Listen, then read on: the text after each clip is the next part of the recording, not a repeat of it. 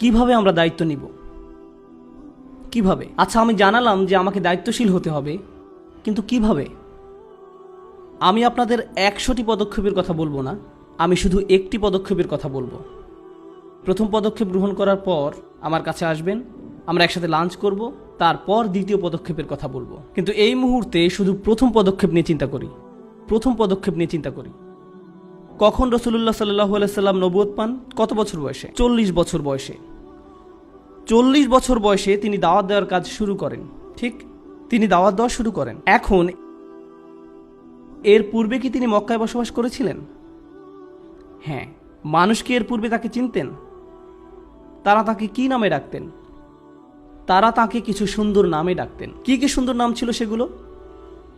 আস-সাদিক, আল আমিন। 40 বছর বয়সের পূর্বে তিনি কি কখনো তাদেরকে ইসলামের কথা বলেছিলেন? না।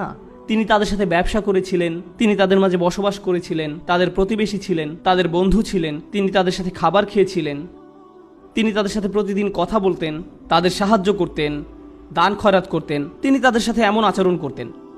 40 বছর ধরে তারা শুধু আস-সাদিক এবং আল আমিনকে চিনত। তারা জানতো যে আমাদের গোটা সমাজে একজন মানুষই সবচেয়ে বেশি দায়িত্ববান। কে ছিলেন তিনি?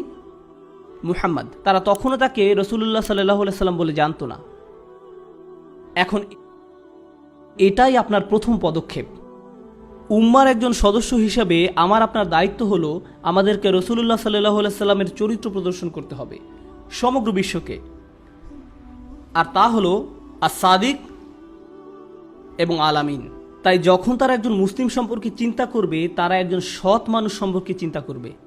তারা এমন একজন সম্পর্কে চিন্তা করবে যাকে তারা বিশ্বাস করতে পারে। বর্তমানে পরিস্থিতি এত খারাপ যে আমরা নিজেরাই একে অন্যকে বিশ্বাস করতে পারি না। এমনকি আমরা নিজেরাই একে অন্যকে বিশ্বাস করতে পারি না।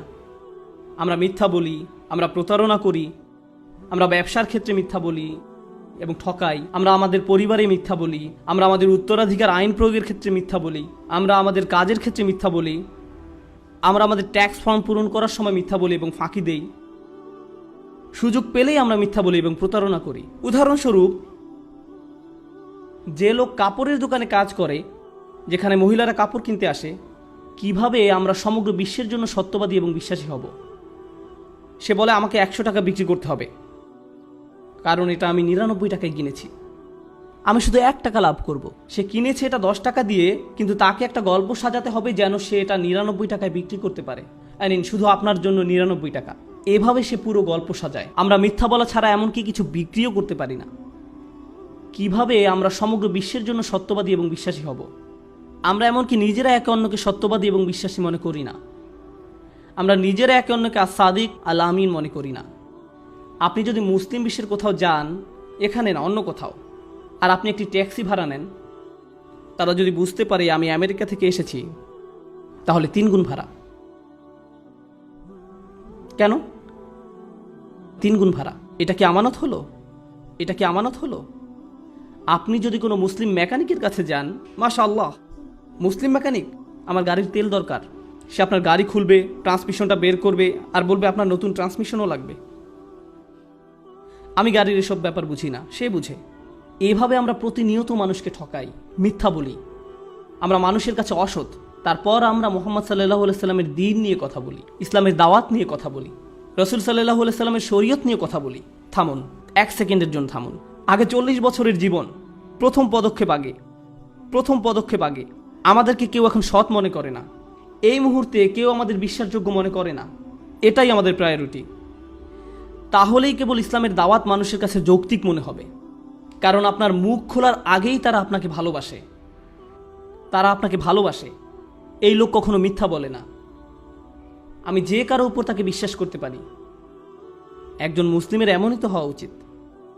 আপনাদের অনেক সহকর্মী হিন্দু, এদেশে আপনাদের অনেক সহকর্মী খ্রিস্টান, আপনাদের অনেক সহকর্মী বৌদ্ধ বা নাস্তিক বা আজ্ঞেয়বাদী।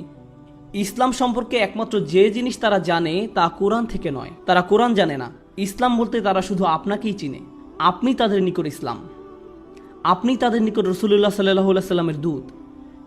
তাই যখন আপনি আপনার সহকর্মীকে বলেন আমি 5 মিনিটের মধ্যে আসছি, 5 মিনিট মানে আজকে যে কোনো সময় হতে পারে,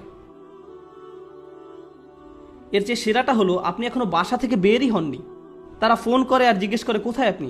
ও আমি রাস্তায়। আপনি রাস্তায় না, আপনি এখনো দাঁতও ব্রাশ করেননি।